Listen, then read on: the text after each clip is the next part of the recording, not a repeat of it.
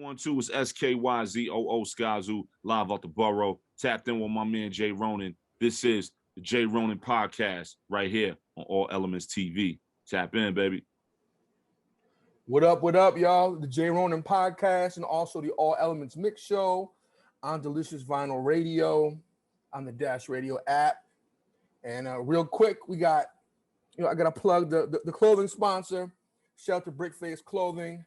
OG Lowlife, who's got his own clothing brand, and he's sponsoring the show. So Shelter Brickface.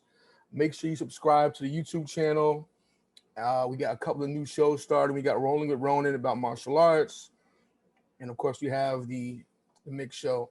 Anyway, though, we got a very, very dope MC in the building. Well, technically he's in his building. I'm in my building, Zoom, but he's here. Ladies and gentlemen, give some love, for Skyzoo. Salute. Peace. What's up, brother? What's man. going on? Good to see you, brother. Word, likewise. It's been a minute. I think the last time I interviewed you was, I'm going to say 2014 or 15. It might have been a little later than that. Maybe. Wow, 16. Maybe 16. Yeah, that's crazy, though. Yeah, It was, you had the album with the Suicide Doors joint. With 2015. The West Side Gun. That's 2015. Yep, 2015. Right, so it's 2015. Yeah. Yep. Word And up. we got a lot of history, man. We Yeah. posted All Elements Volume 10 for me back in the day, and that did really well. And it's Word funny, we did that song Brooklyn Renaissance. Yep. That was talking about gentrification back then. Yeah. And how Brooklyn at your was crib. changing. We did it at your crib. I floated through, we did it at your crib and all that. Right. And even back then we were talking about it, and now you're talking about it in Bed-Stuy is Burning. The new video. Yeah. Brooklyn's changing and not in the way I wanted to. Right. No, absolutely, man. And that's what the entire album is about. All the brilliant things. The entire album is about gentrification, cultural appropriation, and how the two go hand in hand, and everything that's been going on. Where we live and what we've created, what we've built, who we are, that's what the record's about. Right. And what's the name of the album again? All the Brilliant Things. Right, All the Brilliant Things. It's crazy, man. I remember hanging out with Illa G not too long ago. We were in some of the projects, and I'm seeing, and I'm white myself, right? But I'm used to being the only white guy in the hood besides the police at a certain time. I grew up in Flappers, born and raised, but we're in some of the projects, and I'm seeing white people jogging at 2:00 in the morning. And I'm like, what the fuck? This is Bed-Stuy, like, Yeah. What is going on? Like the world is different times, man. Different times. They're gonna take all that. They're gonna take all that. All them jacks is gonna turn into condos and high rises, man. They're gonna take all that, Yeah, a lot of buildings are getting knocked down. People are getting displaced. Yeah. Yep. And that's what the whole album's about. You know what I mean? Like literally every record, it's literally a book, A to Z, cover to cover. It's 14 chapters. The whole thing is about that. If you're looking for something else, it's not there. You're looking for that. You're looking for double and triple entendres about that, and storytelling about that. Here we go. You know what I mean? And I noticed you have a lot of live instrumentation on the album as well. Always. I'm a big jazz head, so I always bring in, live trumpets, Fender Rhodes, live string sections, whole sections, and all that. Like I always bring all that stuff in on my record. So with this one, it would be no different, and we just put this whole pie together, this whole thing. Right. It's dope. I've seen a couple of videos for it, and I played one or two songs off the album already on the show. Okay. But I'm gonna dedicate the whole show to the album. So appreciate it. Yeah, the response has been insane, man. It's been wild. When it dropped, when you make something, what you got on your hands, no matter who you are, a rapper, producer, you're a visual artist, you paint, whatever it is, what you got on your hands. So I knew what I had on my hands, but when we dropped, man, it was insane. Like I'm blessed to be able to say every time I drop a record, the people come out in droves. It's critically acclaimed. People call it a classic. People call it one of the best of the year, all that stuff. Like I'm blessed to be able to say pretty much every time I drop, that's always the conversation. And that's just a testament to the way I work and what I do. And it's a blessing, like I said. But this one has been like 20 times beyond that. Like it's been, people are like, yo, this is it. Like this is literally a masterpiece. Like if you wanted to hang it up after this, you could. If you wanted to, whatever, if you wanted to change Don't do that though. We need you in the game, please. There's too many corny people in this game. Nah, I appreciate it. Yeah, people like, yo, if you wanted to change your whole thing and go left and do something totally different, you could, because you did this. Like the fact that you did this, man, all bets is off. Like you really did something that nobody else could do. And that's what we do this for. We do this to make music that makes people feel like that. That sticks to you so crazy that their response is that. So when you pull that off, you know it's a job well done. So I'm just appreciative of everything that's been happening since June 11th, you know, since the record drop. Definitely. And me, I've known you for quite a while now. Easily, 06, 07, easily. Yeah. And you always been a good dude and very talented, but you know your gift, but you're humble about it at the same time. You're not appreciate it. Like you know, you're very approachable, easy to work with. Yeah. Not a lot of artists are. Yeah, I know I'm nicer than everybody, you know what I'm saying? Like, I know I'm nicer than everybody. But you nicer lyrically, but you also like personality-wise, right? Yeah, you're not a headache to work with. You know, I've been on the road with a lot of artists. You know what? I never will be, man, because there's so many people that want to be in this position. You got to be thankful for it, and you got to know how blessed you are to be in this position. Like me, I haven't had a quote-unquote 9 to 5.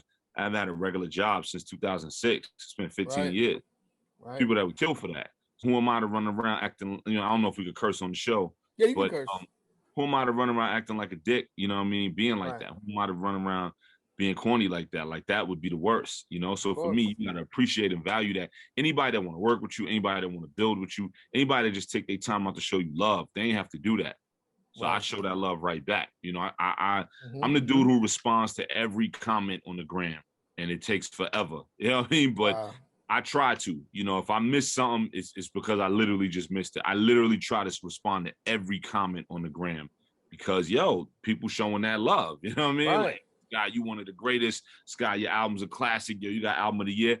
I'm gonna just ignore that? Nah, yo, thank you, man. I appreciate the love, peace and love. Thank you, much appreciated. You know. I always said, beyond the talent, you have to shake the hands and kiss the babies. And I think you do a great job of that. One thing I was thinking about the other day, you came in the game at a weird time, like 06, where people were still kind of holding on to the 90s and the 90s artists, and they kind of weren't jumping on a lot of the new artists from that era. And you outlasted your, you know, majority of people from that class of 06. I mean, think about how many people are no longer making music. Tons of them, man. It was a whole era. The blog rappers, all of that. Right. I'm one of them, head of the class. You know what I'm saying? Like, you know, there was a whole era of like probably when you and I met, man. There was a whole era of, you know, doing all the shows, all the showcases, the J Hat show. Shout out to my bro J Hat. You know, the J Hat show, and you know, all the showcases at all the different spots all over Manhattan. Some of the spots ain't even up no more, but I know exactly where they at. And you know where the bar was at, you know what I'm saying? Like all these spots that we used to be at. Southpaw, Don Hills. Southpaw, the Don Hill. I ain't heard Don Hill. Right. Yeah, you know what I'm saying? Like all those spots that we used to be at doing showcases. I'm handing out my CDs, my free mixtapes, giving them to everybody, putting stickers up everywhere, putting flyers. And that's how I met you, going hard. That's what we was doing, you know. So like you said, it was a whole generation of that.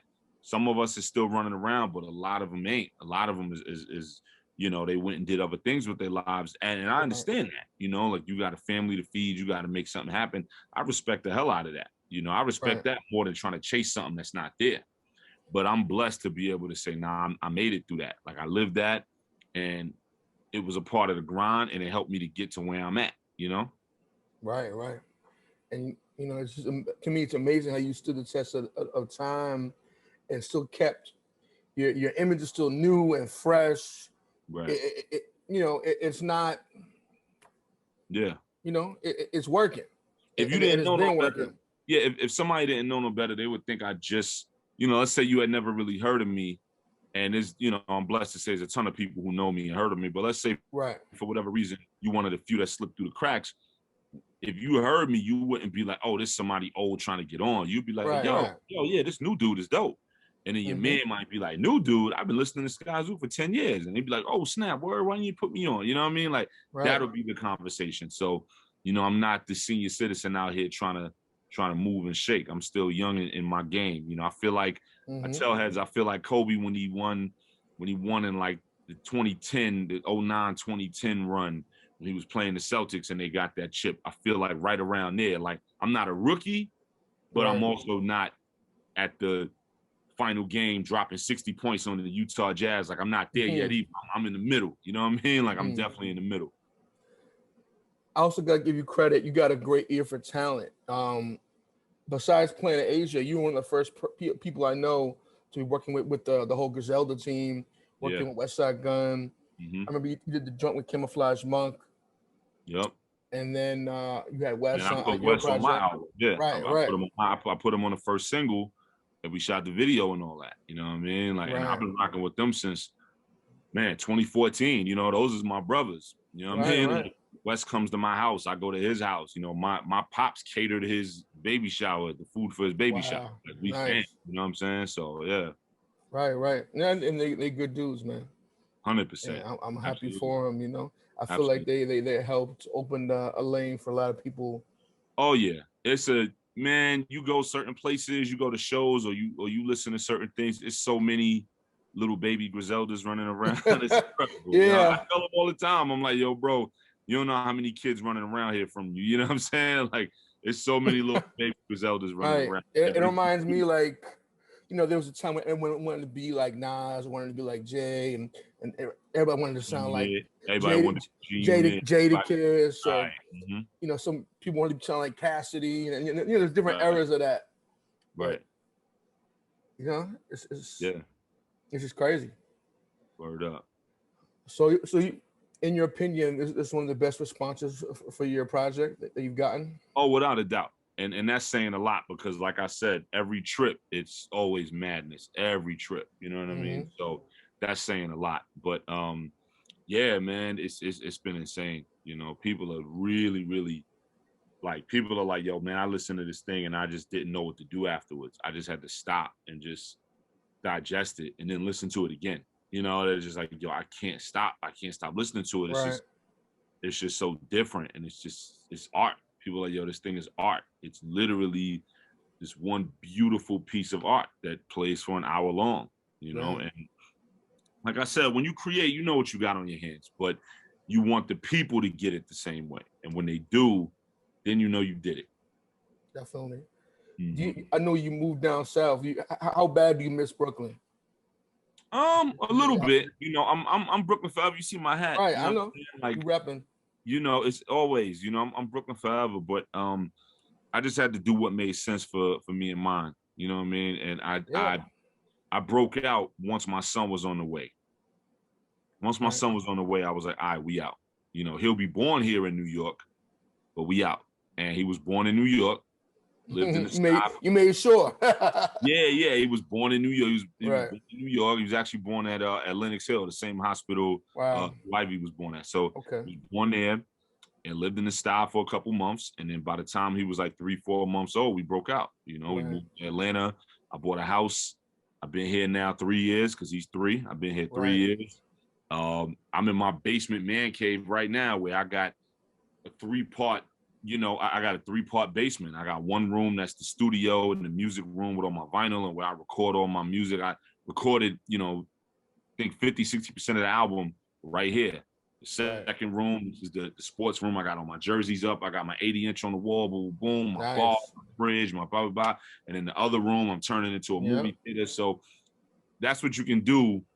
You can afford to live comfortably. Make no mistake, I can afford to live in New York, no problem. But it's a lot, though. It don't make sense. You know what I'm saying? Like, why pay all that for a 2-bedroom in the sty a couple blocks from Marcy when I could pay the same thing for my mortgage and own this down here? And it's a 5-bedroom, 3-bathroom, 2 backyards, and upstairs, downstairs backyard, and a closed-in deck, and I'm grilling, and it's right there. What are we talking about? You know what I mean? Like, one of my good friends, Salah Soda Brush, great painter. He's down there in Atlanta. And I know the rent I was paying in my 1 bedroom was the same thing as his house. Mortgage, exactly. You know, at that point, it's like, what are we doing? You know, and if you get a little older, you get in your 30s and all that. You're like, yo, what we doing, man? Like, it's cool when you don't got no kids and no family, no whiz or nothing, and you got your 1 bedroom. I had a 1 bedroom in the sty, you know, where I was in Flappers. I grew up. So yeah, I had my 1 bedroom and it's cool. You know, I'm running around, boom, boom, little small kitchen or whatever. Cool, no doubt. I'm here. I'm going to some event. I'm going to some studio. I'm coming back. I might have a little lady, whatever. But I'm cool. But then once you get a family, you got a seed and all that.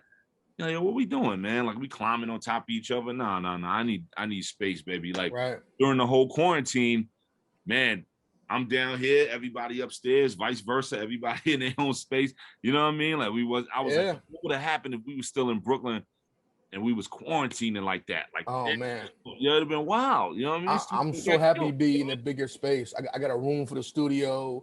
Yeah, you know, I don't got an 80-inch. I got a 75, but you know, I'm doing right there. Yeah. But I got a projector too. You know, so there you go. Put that outside and. So you understand it, you know what I'm saying? Because it's like, yo, like what are we doing, man? Like, we got to figure out ways to live better, and it shouldn't be like that. We should be able to do that at home, you know. Shout out to Atlanta. I love Atlanta, man. They welcome me with open arms. There's been nothing but love since I got down here. It's been amazing. I don't regret nothing about it, you know. So back to the question, do I miss Brooklyn? Of course I miss home, but not on some like, yo, man, I got to get home because this is whack and I got to go back. Nah. You know what I mean? Like, I love where I'm at. Nah, Atlanta's dope. They have good shows, good food. Yeah. And Southern hospitality. There's good people down there. Right. It's amazing, man. I come to New York. I handle my business. I come up there, whether it's some shows or some studio stuff or meetings or whatever. I kick it with my peoples. I go eat a couple spots that I grew up on. I eat at Farm in the Deli. I eat at Luigi's. I eat a couple spots. And then I come back. You know what I mean? And it's love. I love it there. But the only way to live the way I'm living now in Brooklyn is if I had a brownstone. Straight up. I had a whole brownstone like the Huxtables. Then I could do that. And that's 3.5. You know what I mean? Like, you get 2.3. That's still nuts, you know. I know. You still got racks around outside. But the mortgage is like 8-9 racks a month. It's crazy. Easily. And I gotta run around 2 in the morning looking for a park. I got a driveway, but it's a shared driveway. Right. You gotta move the other cars just to get in. Oh my God. 8 cars in my driveway and the garage. You know what I mean? So like, you know. But either way, back to the music, man. I miss Brooklyn a little bit. But you know where I'm at though, I'm super happy, man, and I'm very blessed. All that's a blessing, and I just said I'm very blessed, you know. Right. Tell us a little bit more about the album, features, production. Yeah, so the album, All the Brilliant Things, you know, available right now everywhere that you purchase music, that you stream music, physical, digital, the whole 9. I have the links in the below. Okay. Make sure you check it out, y'all. Beautiful, absolutely. So the album, it's out on Mellow Music Group. I've done a lot of work with Mellow Music Group. I love working with them. We do a lot of great things together. And yeah, this is another notch in the catalog, man. And production it's a lot of up and comers and a lot of new heads on the album. Okay. I didn't want to bury it with names because then the story would get lost. Right. It becomes, yo, you heard the so-and-so joint? You heard the such and such joint? I didn't want to do that. I wanted it to be about the story. So you want a complete story, not focus on one the hot body single. Work. The hot single. Yeah. You heard the joint so-and-so did, the new hot guy, what up? Yo, you heard like I wanted it to be just the story. So who's on it? My man Mark Infinite, who I've done a lot of work with in the past. Right. Kenny Keys, Rashid Hadi, Karl Marx, Stolen Drums down here in Atlanta. Twami, who's ridiculous. I did a joint on there, me and my man J57. The other J57. Yeah, 100%. He was coaching me on how to like work the knobs and buttons, but you know, I did a joint on there with him. Nice. Who else? My man Mirk did a joint on there. This kid Zarek Beats, man, I met him. One of my homies tagged me on one of his posts on the gram. Yo, he's a super new guy from overseas. I think he's from like Germany. You know what I mean? And he had maybe like 500 followers. And I was like, yo, give me that beat. I need that. That's how I am. Like, I don't care. You know what I mean? Like, I don't care because you shouldn't. That's how Dipset was and G-Unit. Right. Because in a year, in a year, he gonna have 100,000 followers. He gonna be verified. You're not gonna be able to get with him. You know what I mean? Because he got so much going on. He gonna be out of here. So like everybody started at that point. You know, so I don't care. Like it could be whoever. I don't care as long as the beat is crazy. Right. Let's work it out. Let's handle the business. The music comes first. Yeah. Let's handle the business and do what we got. I don't care your name. I don't care if you never got a major placement. I don't care about none of that, man. Right. Hey, you know what I mean, and you're blessed to have worked with, you know, Ninth Wonder and Buck Wild, DJ Premier, Rock, Just Blade. Yeah, right. You know what I mean? I've worked with everybody. You know what I mean? I could balance. Keep it real, and not any of them. I'm not talking about them, but how many times have you gotten beats from a well-known producer and been disappointed? Oh, it happens. It definitely happens. It definitely happens. You know, you link with somebody and they got a name and you excited to get with them. Yo, I just met so-and-so. He gonna send me some joints or whatever. He send me some joints and it don't be there, you know? And that's why I'm saying as an artist, for any artist that's listening, you can't care. You know what I mean? Like you can't, you because you'll go only looking for these one guys, you know, this one group of guys, and you may come up short. But meanwhile, it's a dude who, he work at T-Mobile, at the office, at the you know what I mean, on the phones, and he got it. He sound like the next Justice League. He sound like the next, Pete. He sound like the next Pharrell, and you missed that because he had 800 followers on the gram and pictures of him and his wife, and you missed that. He wasn't followed by boom, boom, boom, boom. You know what I mean? He wasn't verified. You missed that, and he got the smokers, and you missed all that. That's why I always like going to beat battles. You run into hungry, brand new producers. Right. And damn. Yeah. Some of these guys end up, becoming huge. Man, listen, I've seen it. I've been to beat battles, and a year or two later, they out of here. You know what I mean? Like, man, I judged a beat battle in Toronto years ago, and there was this girl who was crushing, and I picked her to win. Her name was Wonder Girl. And less than a year later, she was all over the Jay-Z Magna Carta album. She's all over Drake's album. She's huge. Wonder Girl is huge now. She was 15. I was like, nah, she got it. She's the one. She was 15. A year later, less than a year later, she was getting placements on all them records. You know what I mean? Like, you got the ear. Maybe it's time you manage some producers. Maybe. Shop some beats. Maybe. You got enough rapper friends. I do have the ear for beats, man. I ain't gonna lie. And let me tell you, I was talking to somebody yesterday about this.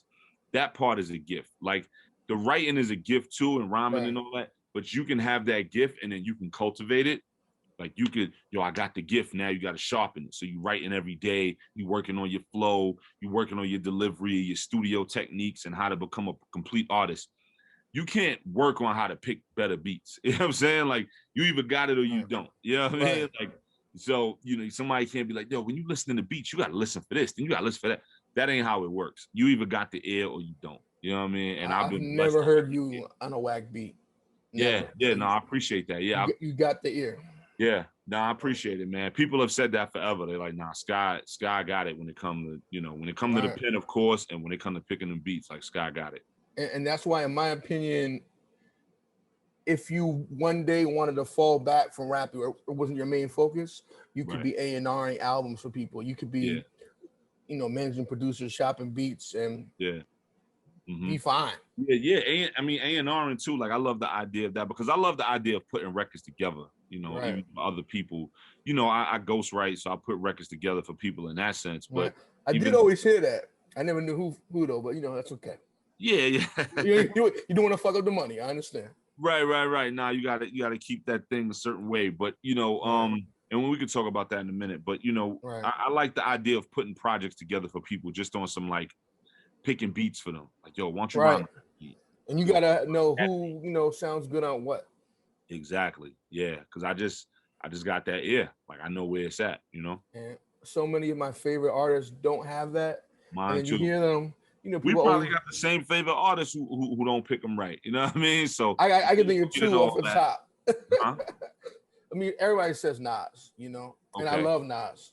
But sometimes he's, Right. And then there's I'm gonna say one more because he's my boy, and I always tell him this. Sometimes Razzcast. And I tell them, and they're like, listen, I see what you're going for there. Let me get you a better beat with the same vibe here. Okay. And then flip the record, remix it, give somebody the acapella, that type of thing. Now I dig it. Yeah, like I said, it's a blessing. You to be able to hear a beat and be like, yo, that's the one. I remember reading an article when I was I might have been in 9th, 10th grade or something like that. I was, maybe 9th grade.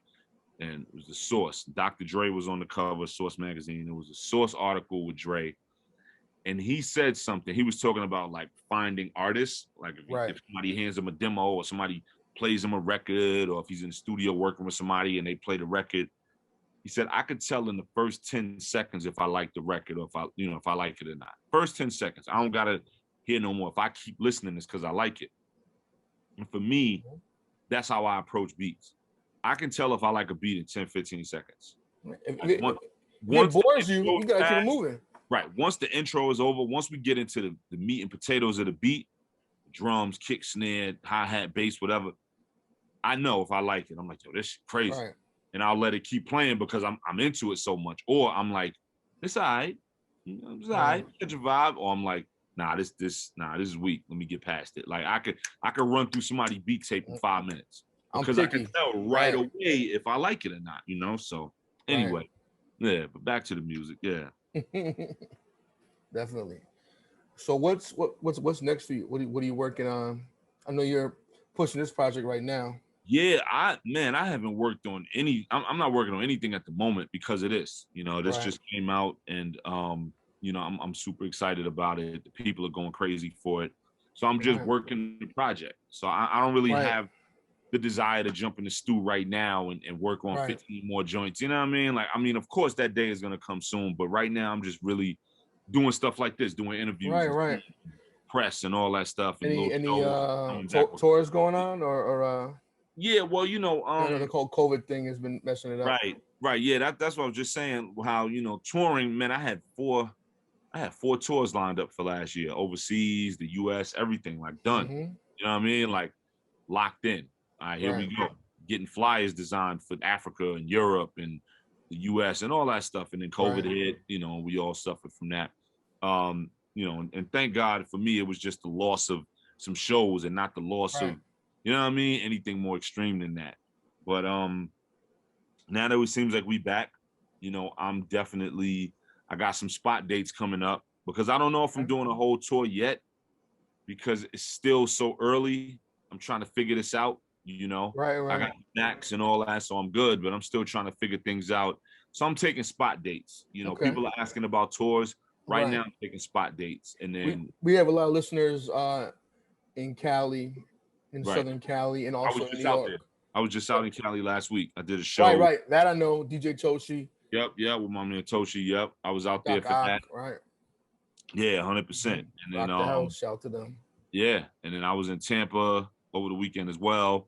I'm back in New York this weekend coming up July 2nd at New Blue 151 for a joint.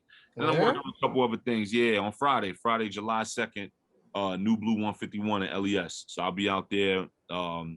One of my homies is doing this thing with a band, and like the band plays for everybody's set and whatever. So come out, show some love with him, do some records off the album. And then what Avenue C, right? I never been there before, so I'm not sure. But I know it's called New Blue 151, and it's in LA. I saw Maya Azucena perform there. Singer. Okay, dope. Dope. Yeah, it's actually one of the few spots I've never been to. But I got that, and I got I got Atlanta coming up and some Midwest stuff coming up, just spot dates. We'll string the tour together in a minute, but spot dates, and I'm walking back into it slowly because I had the vocal cord surgery last year and all that stuff. So, I'm walking back into it slowly, What exactly happened with the vocal cords? Was it from straining? So I think it was from touring so much, because I don't smoke, I smoke a cigar once in a while, but I don't smoke. I'm not a, sit there and blow a L every day guy. Right. I don't smoke cigarettes at all, none of that, So it just was from touring, man. I was on tour, on a Retropolitan tour for the Pete Rock album, me and my man Elzai, and we was on tour. It was a bunch of homies with us, and we was on tour. And, man, one night I just had no voice. Like this was absolutely gone, and then it came back after a day, but it was like 50%. Right. Said, as soon as this tour is over, I gotta go to the doctor. And as soon as I came home, I went to the doctor and they did an X-ray and they said, yeah, you have a polyp on your vocal cord. So it's kind of the same thing Adele went through, the singer. Right. And, so they was like, yo, we a lot of vocalists go through it. A lot. Oh yeah. It was like, especially singers. Yeah. We got to cut that off. God forbid, it's cancerous, God forbid something like that is going on. So thank God it wasn't, you know what I mean? They cut it off and they put me on, I went to sleep. They put me under the joint, boom, boom, cut it out. They was like, yo, it wasn't cancerous, whatever. But I couldn't speak for upwards of a month. Wow. So I'm in my house with a dry erase board and I'm writing everything.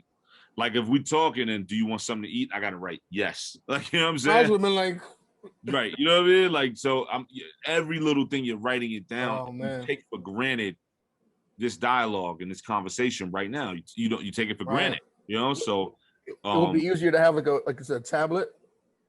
Could be too. Yeah.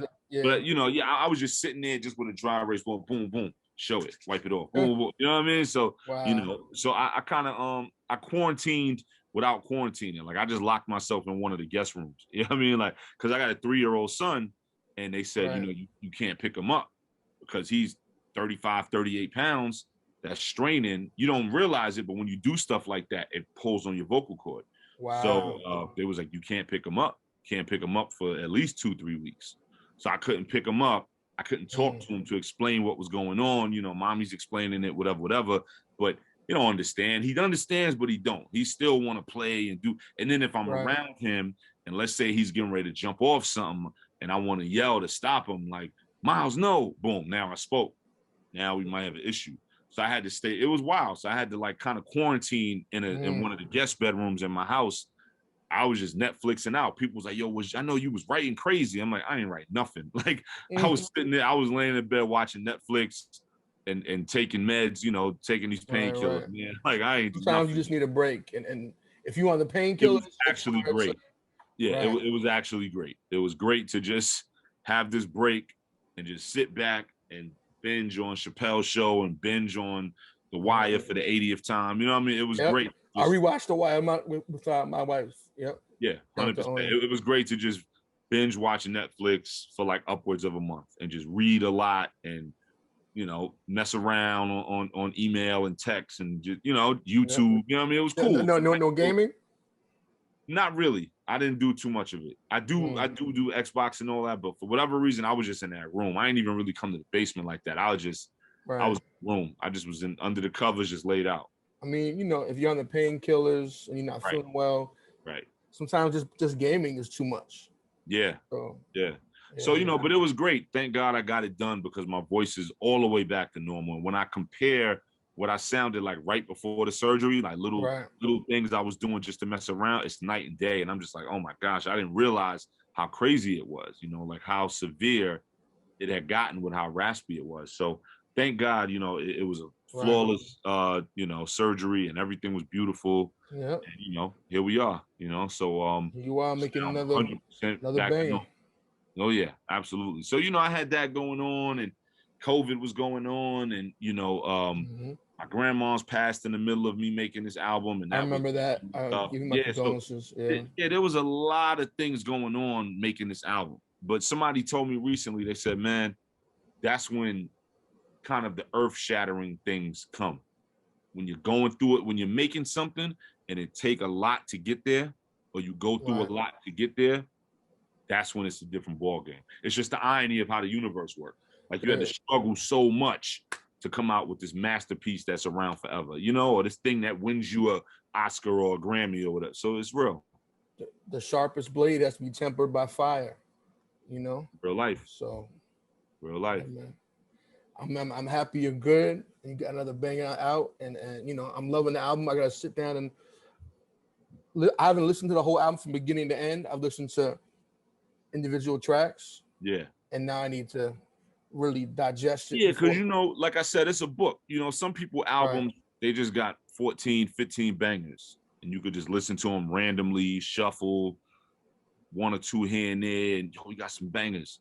Nah, this ain't a bangers album. This is a piece of art. You have to listen. You don't walk in the movie theater and watch the middle of a movie for 20 minutes, leave for a half hour, come back for another 10 minutes. You know what I mean? Like, right. You sit there and watch that whole movie. You sit there, you don't read a book starting at chapter 5. You know, you read 1 through 14. So, you know, when you get the time, you'll sit down and you and your whiz and y'all will love it. I'm doing it tonight. You know, yeah. Before I do the radio mix, I got to do it anyway. So yeah, it is. Yeah, it is. You already know. But I want to hold you up too much. I know you got moves to make, brother. Nah, it's all love, man. You know, it's crew love when we rock, man. Anytime you need something, you know I'm here. It's love, man. I got you, man. And you know, whatever you need from me, I always got, you know, secret producers that are about to blow up and then in the stash. And all ears, man. I'm all ears. You know it. You know what I mean? I got to send you some beats from Chuck LaWayne, one of the guys on my team. He's been around for a while. He has, but he got. I remember he was hitting me maybe like early Twitter, like when Twitter first got hot, which is like 10 years ago. Like he's been around for a while, cooking and doing his thing. So salute to Chuck LaWayne, man. I know that name because he would always give me stuff. He would always have bangers. Like he would always cook. Definitely.